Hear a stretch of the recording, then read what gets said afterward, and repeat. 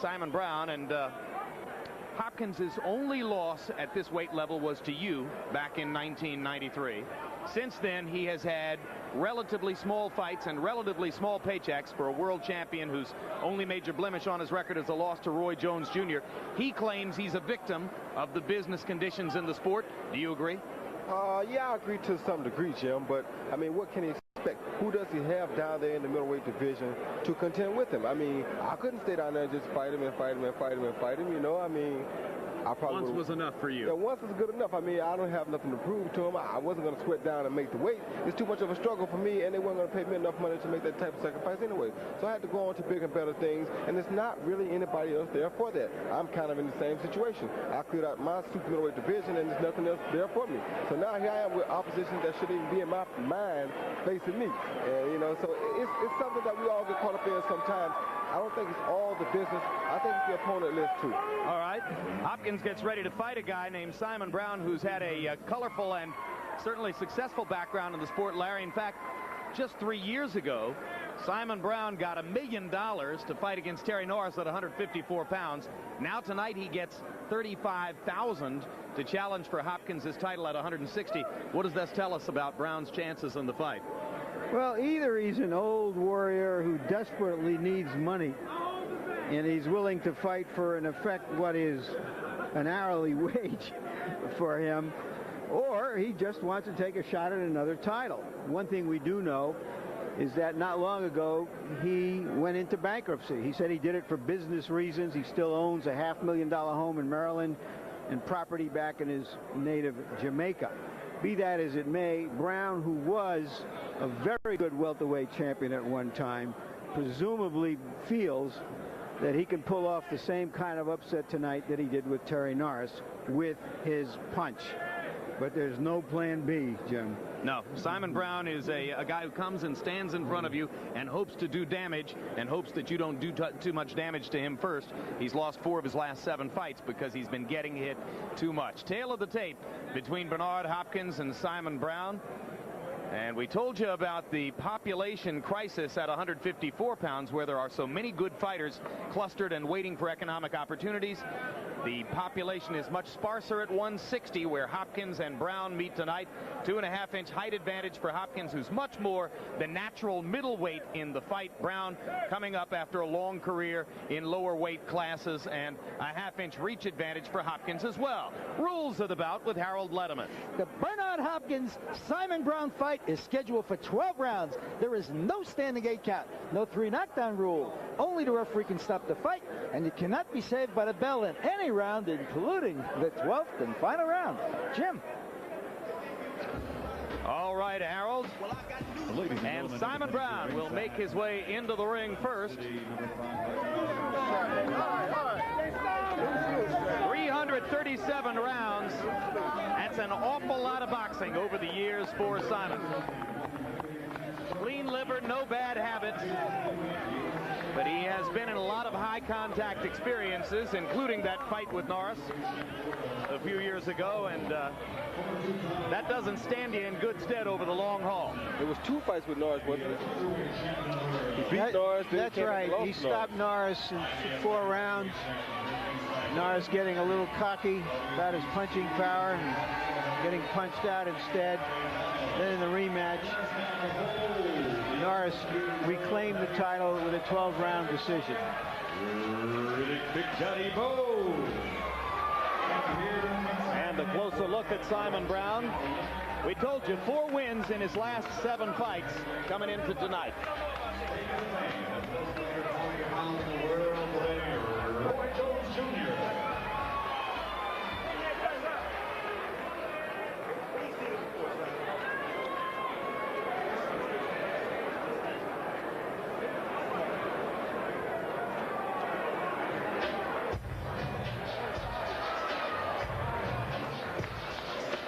So as Simon now stays warm in the ring, Bernard Hopkins will make his way in.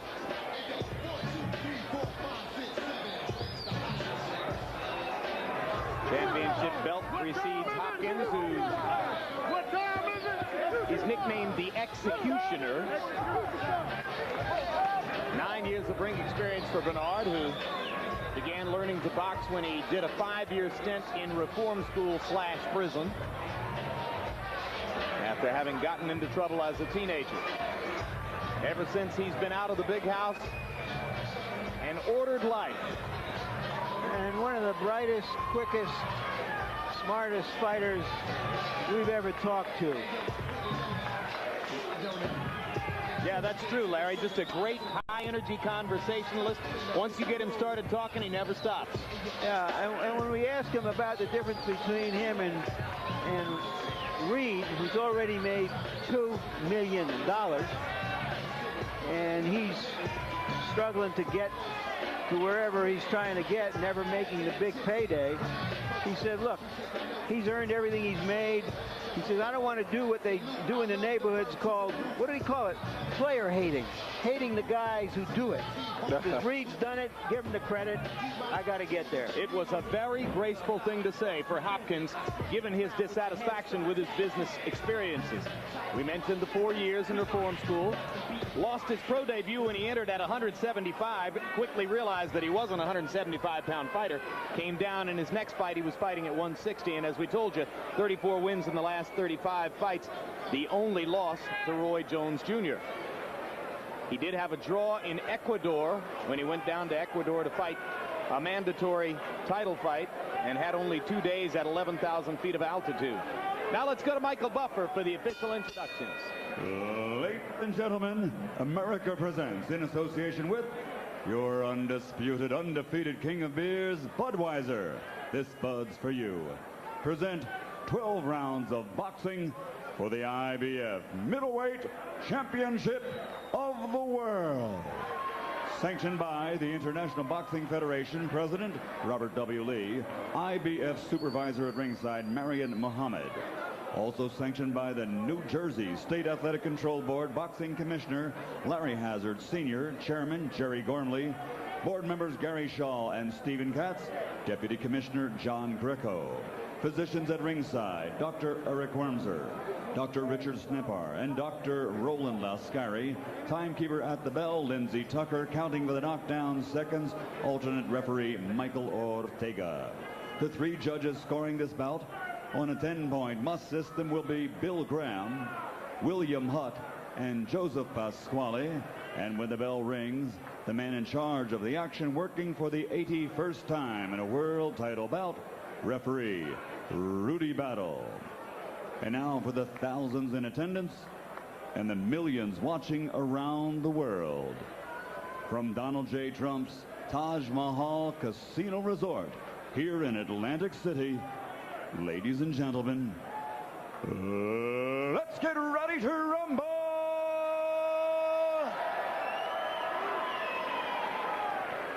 Introducing first, fighting out of the blue corner, wearing black and gold and weighing 160 pounds. In his professional career, he has 47 victories, 34 by knockout with 6 losses, and he has captured 2 world titles. Ladies and gentlemen, fighting out of Mount Airy, Maryland, here is the challenger, former 2-time world champion, Simon Montequilla Bro.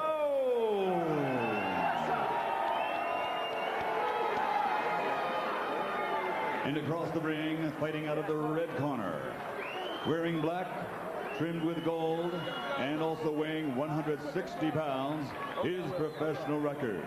33 victories, including 25 knockouts, with only 2 defeats and 2 world titles. Ladies and gentlemen, from Philadelphia, Pennsylvania, presenting the defending 2-time middleweight champion of the world, Bernard, the Executioner Hopkins.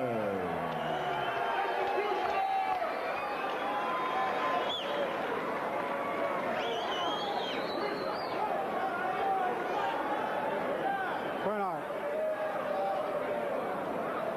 Okay, gentlemen, you've received your pre-fight instructions. I expect a clean break at all times and listen to my commands at all times.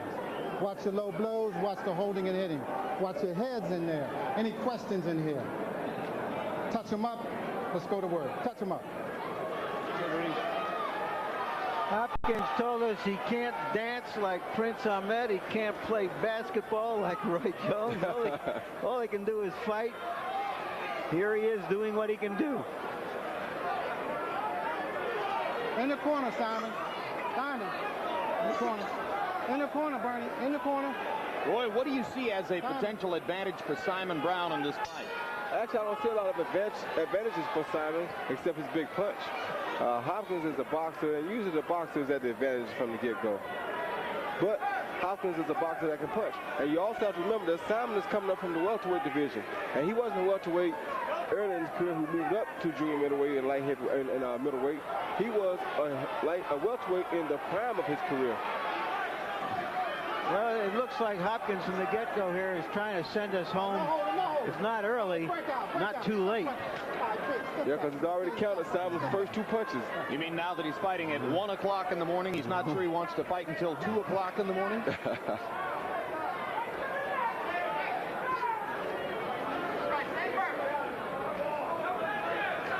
There may be some fights in Atlantic City at this hour, but normally people don't get paid for them. Yeah, normally don't have gloves on. And it has to feel weird to these 2 guys. I mean, they're probably sleepy already, so a good puncher, go ahead and take them where they need to go.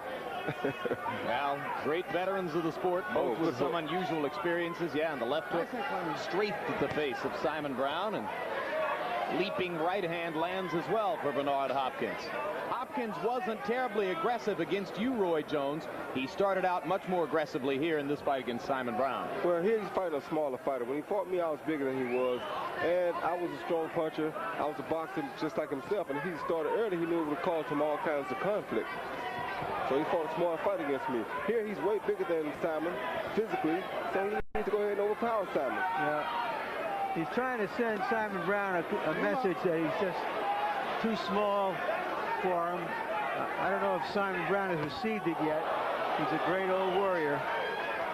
Good counter left hook there by Bernard Hopkins. This has been a strong Hopkins round in the first round.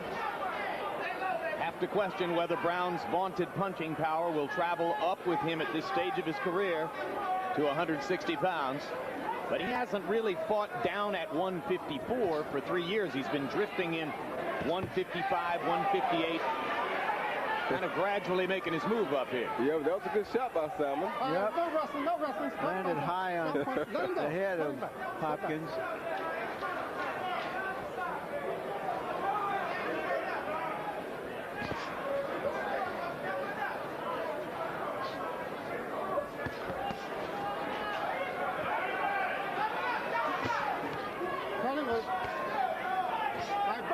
Let him go. No punching. Step back.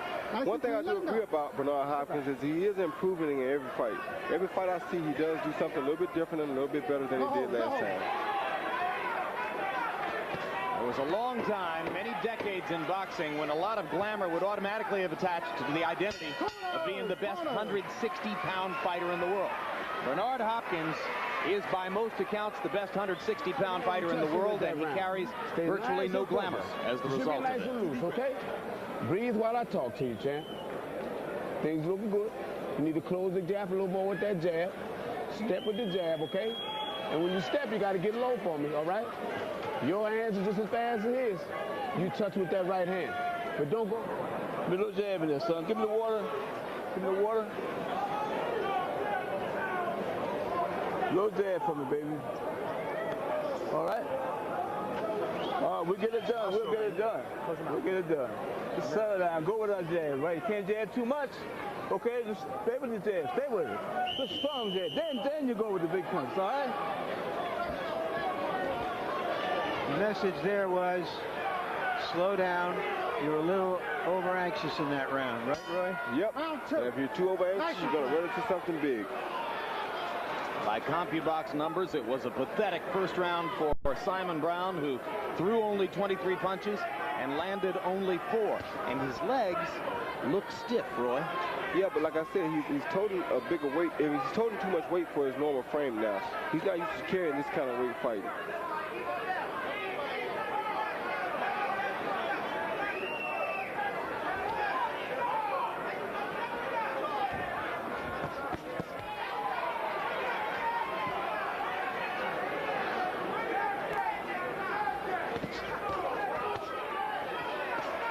break. Stop punching. Step back.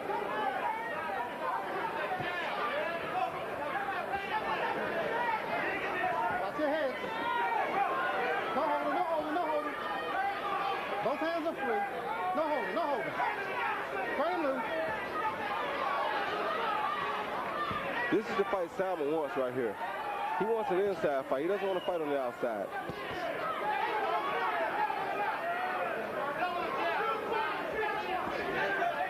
And now Symon begins to step up the activity level in round 2. And seems a little better balanced, too, as he continues to follow Hopkins around the ring. Hopkins is giving him good movement because he knows Symon has to set his feet before he can punch.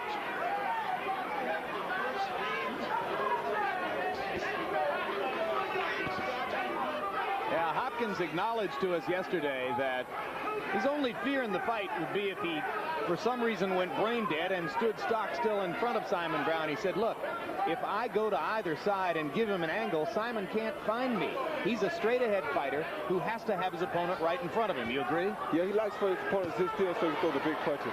If you don't sit still, then he's not going to throw the big punches too often. That's why he didn't throw the 12 punches in the first round. Hopkins is dazzling Brown so far with lateral movement, pausing to land combinations and then moving off side to side. Stop punching. Step back.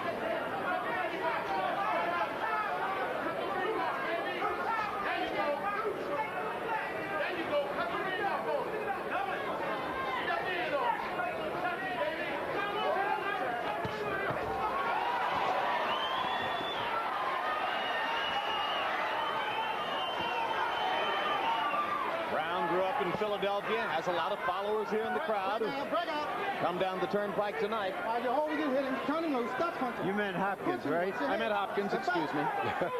Yeah. But Brown isn't too far. He lives in Maryland.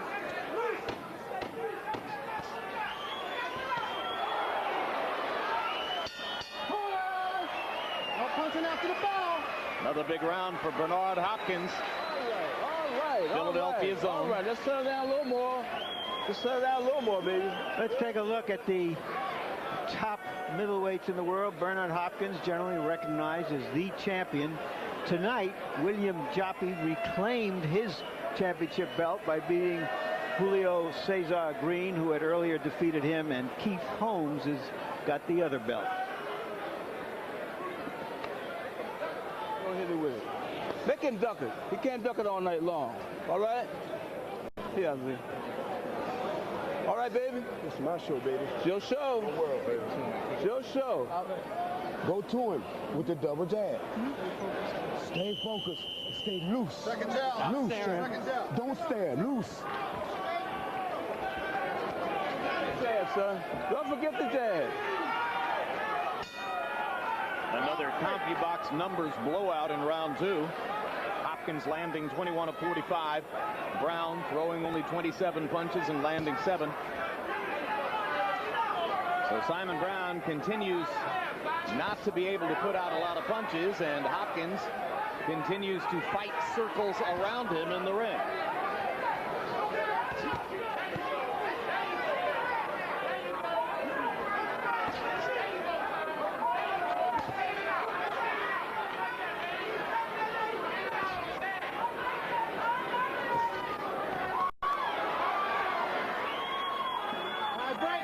Break. Keep him up. Step out. Nice. Keep him up. Turn him loose. Let him go. No hold it. All right, right to him. Let him go. Step out. Step back. No hold. Bernard's doing a small thing and working Symon's body. I know he feels the size advantage in there. So he's going to try to push the little man around a little bit and work his body, wear him down so he won't be so strong in the last round, in case it's a long fight. It's been going so easily for Bernard that it would be quite predictable for him to lose sight of his fight plan and just go ahead and try to attack Symon and take him, but he's showing some patience instead. Yeah, because he knows that Symon is a seasoned veteran, and you can't just walk in on Symon.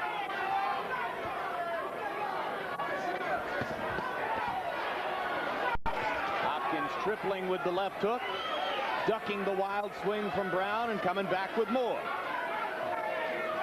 Punch, step to the side. Combination, step to the side. But Sаймон can't stand this. This is not Symon's type of fight. Sаймon wants you to sit still in front of him so he can fight you. That's why he's not punching. All right, break. You're holding. Clean loose. Let him go. Step back. But that's how most power punchers are, Jim.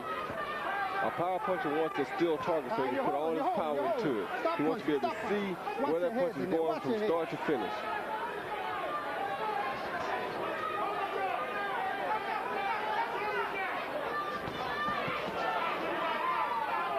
Nice and clean.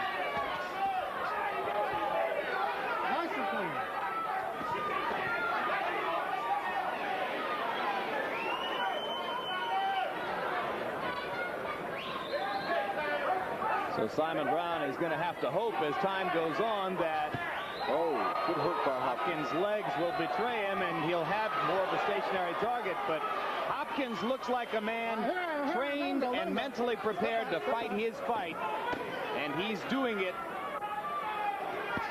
to the virtual closeout so far of Symon Brown. He says it's time to eat the best food and drive the best cars, and he's fighting like it. Throw the body shot as soon as you get it inside. That's perfect. You got to the body. Well, trust us, we do our research. Her name is Tess Lombardo. And Tess Lombardo, in case you're wondering, is in marketing. She's helping to market this fight right now. She's helping to market this telecast. She's marketing our network.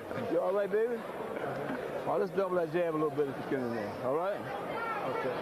Okay, son. Crease. Don't gamble too much from the outside. Crease. Put it right here. Put it right there. All right, baby. Get inside the body. Break the left hand.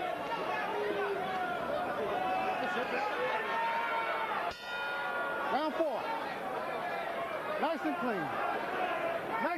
No visible damage so far on the face of Symon Brown, but if he keeps getting hit like that, he'll show it and feel it tomorrow morning. Hopkins comes out throwing wildly to begin round 4 and landed 2 big punches to start the round. All right, break. Stop punching. Stop. Watch your head. Step back, Barney. Step back.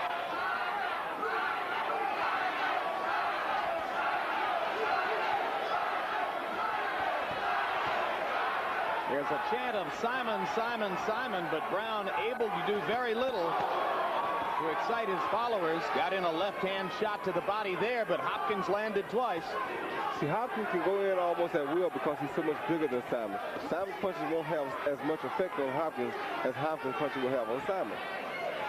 Hopkins weighed in at 160, enters the ring tonight at 166. You've seen those situations recently here on HBO where fighters will gain 14, 15 pounds between weigh-in and when they enter the ring. The fact that Hopkins only gained 6 pounds shows us he's fighting at his natural fighting weight. Yes, he is. Step back. What did Symon enter the ring at? Well, let me check that out. Brown also came in at 166. Exactly the same as Hopkins. Yeah, but it's different in the build. It's different in the frames. Look at the frames. Hopkins is all muscle. Yeah, Hopkins has been up to 175.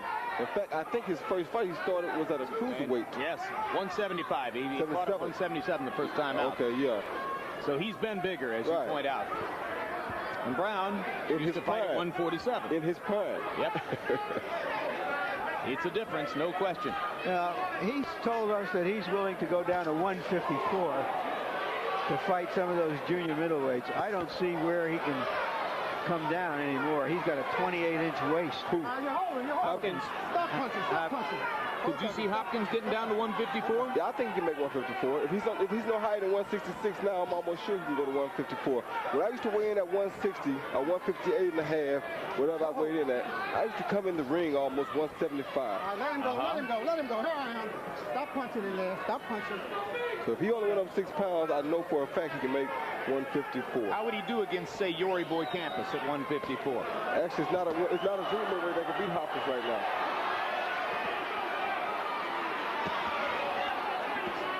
I confess I'm a little surprised that Brown has stood up to some of the big punches that Hopkins has hit him with. I don't think Hopkins is a big puncher. Brown has a good chin. Well, you can't defend the title 8 times and not have a good chin, even if it was down in the welterweight area. Straight right hand landed to punctuate another one-sided Bernard Hopkins round. We got a chance to see some of the most one-sided CompuBox numbers in quite a while in this bout, as Simon Brown has not been able to get off. That's called research, and like you said, we've been known for our research. Well, so has Bernard Hopkins. His corner has researched Simon so well until they know that if you give Simon a moving target, he is not going to willingly punch at it. See that jab downstairs. See the jab downstairs. More water. That jab working to the body is fine. Okay? You can send that right hand low sometime, right here. There's that right hand. Brown took it, came back. With 2 impressive body shots. 2 of the 9 punches he landed in the round. Moments few and far between for Simon Brown against Bernard Hopkins in the 5th round of their scheduled 12-round middleweight championship fight. Welcoming you to February 1. Harold Letterman, how'd you score through the first 4? Jim, I'm impressed. 4-0, 40-36, a shutout, Bernard Hopkins. Jim, he really shows me everything. Power, movement, side to side, you know, effective aggressiveness, good ring generalship. He just controls this fight with that side to side movement, and certainly real pinpoint punching and great defense. Brown can't hit him. That's a good point, Harold. Brown has just not been able to hit him.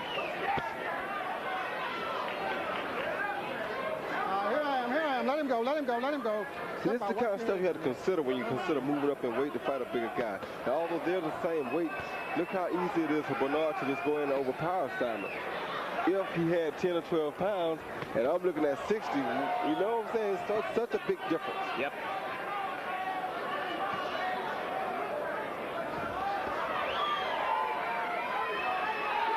Scales can tell you the number, but they don't tell you what kind of a body you're talking about. Yeah, but when you're talking about 50 pounds, it doesn't really make a lot of difference what kind of body you're talking about. Yep. When Brown manages to sneak in a left hand. When I fought Bernard, I was virtually a one-handed fighter. But Bernard was one of the best boxers that I ever faced still. But I was so much bigger than Bernard that I knew that I could beat Bernard with no problems because of my size. He couldn't hurt me, and I was so quick. So you fought him with the left hand alone? One hand alone. In fact, Coach Merck asked me 3 months. Oh, there's a hard right hand by Hopkins. By both fighters. Coach Merck asked me 3 months before the fight to pull out of the fight because of the condition of my right hand.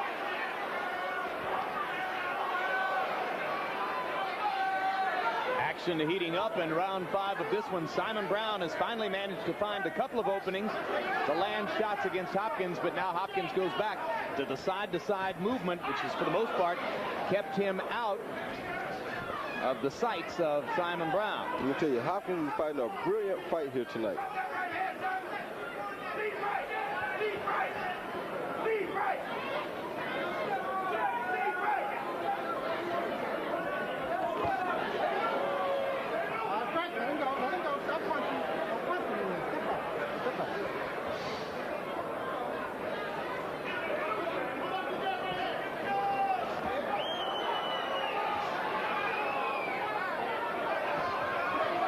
Hopkins feeling awfully confident now as he drops his hands and loads up against Simon Brown.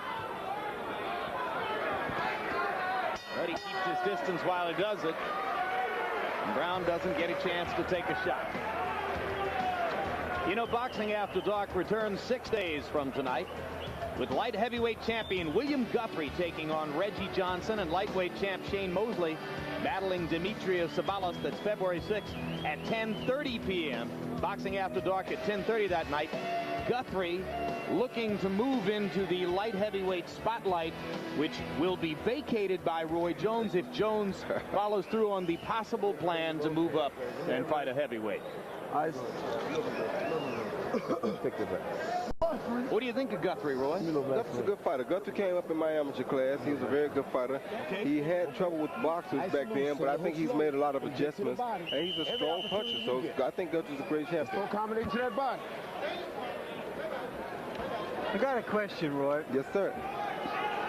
Bernard Hopkins told us he left his promoter, Butch Lewis, starting when he found out that in his fight with you, both of you guys were supposed to get $700,000 in its entirety. Whoops! Blistering uppercut by Hopkins deposits Brown on the seat of his pants. And Brown does not know where he is. He doesn't have a clue right now of where he is. Brown has no idea of what is going on right now. He is totally amazed. Look at his eyes. He doesn't know what's going on in this ring. That was some uppercut that Hopkins landed. And Brown in serious trouble now against the ropes. Rudy Battle talking to both fighters. Now Brown is able to throw back, but Hopkins still landing. Oh my goodness. He's getting tortured here. That's enough. Yes. That's enough. Oh yeah. Most definitely. Oh yeah. Bernard Hopkins with a 6th round closeout of Simon Brown. And I want to see that uppercut again. Good work, sir. Good work, baby.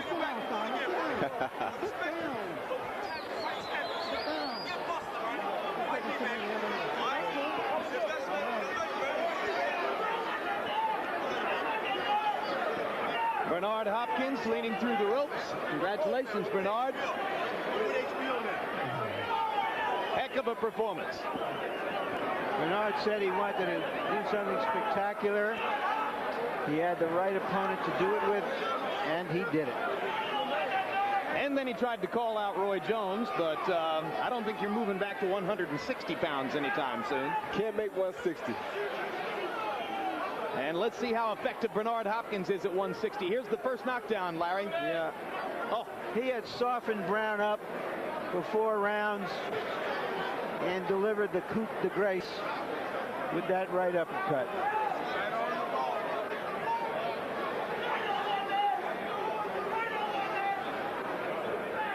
Pretty lengthy uppercut. Normally you're not supposed to try to reach with the punch, but the target was out there just waiting for it.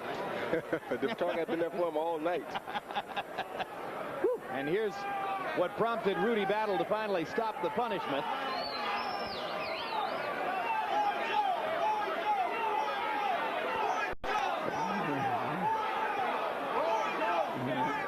And now the Hopkins members of the crowd are chanting Roy Jones, Roy Jones. Roy Jones. They're saying that he's the best. It's been done once.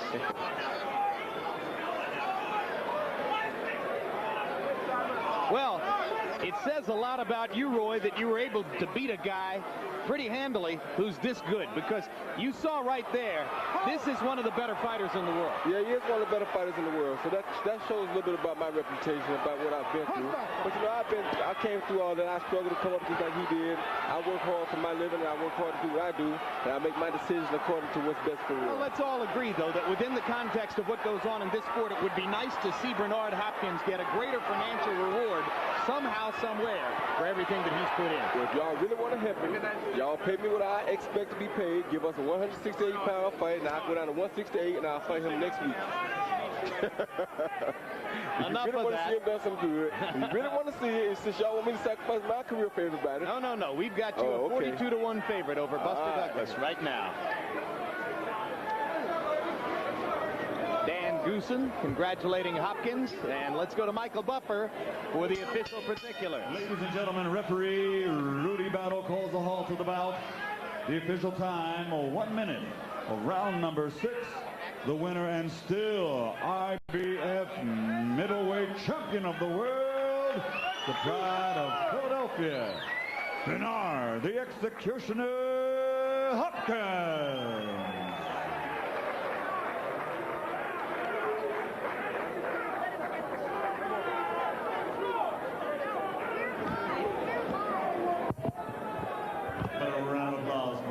Game 2-time world champion Simon Brown.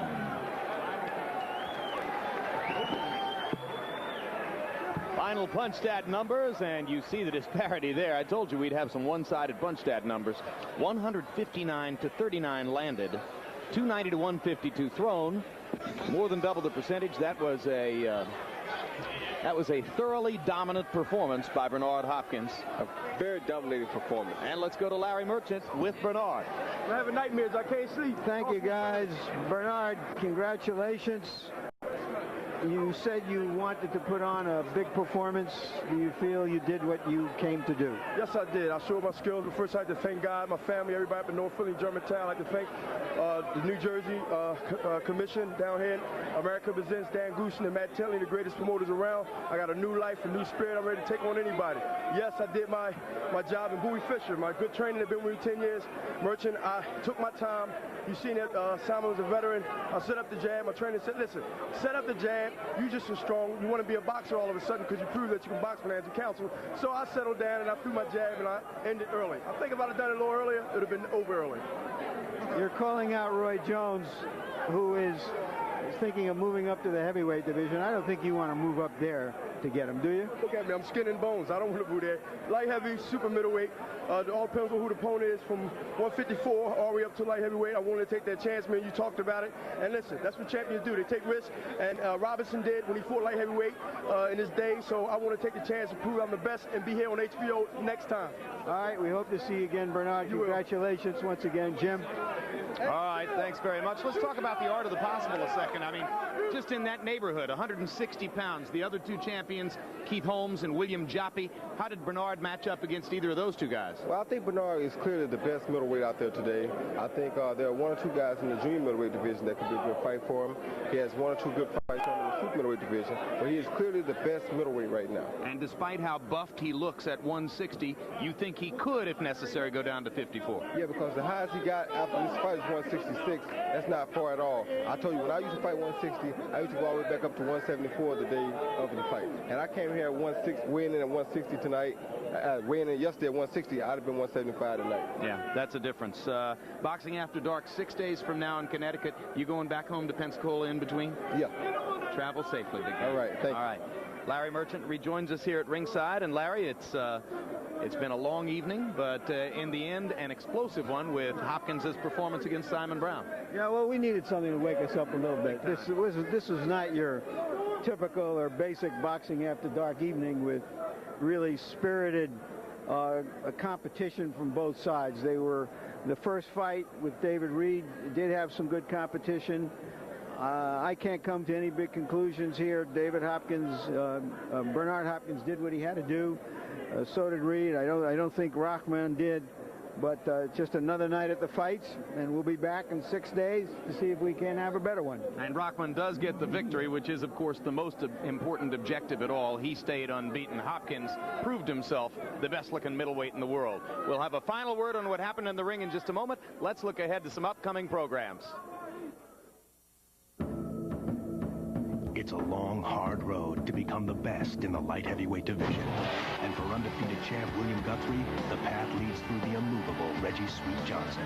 One road, one goal. Plus, the road to greatness is wide open for undefeated lightweight champion Sugar Shane Mosley, who could face an uphill battle with #1 contender Demetrios Avalos. Live Friday night at 10:30. HBO Boxing After Dark. Some of the best in the business work the night shift. Next Saturday on HBO. See the king of all media enjoy his reign. It's the hottest DJ in New York. We are gathered here today in praise of me. And the princes of porn bring fantasy to life. You have to be some kind of a writer to do this. You know that you're a natural for talent? Next Saturday night, it's the premiere of Private Parts at 9, followed by Real Sex 19 at 11. Next Saturday on HBO. February 28th, tune in for the Golden Boy Oscar De La Hoya here on HBO against Frenchman Patrick Charpentier. Also, junior middleweight Keith Mullings, who recently upset Terry Norris, takes on David Charlante. And in March, tune in for Real Sports with Bryant Gumbel. Among the stories, an investigation into the current Arizona State point-shaving scandal, a look at Mount Zion Christian Academy in Durham, North Carolina, a traditional high school basketball powerhouse. Earlier here this evening, 154-pound fighter, professional prospect, American Olympic gold medal winner David Reed remained unbeaten in his 7th professional fight as he departed.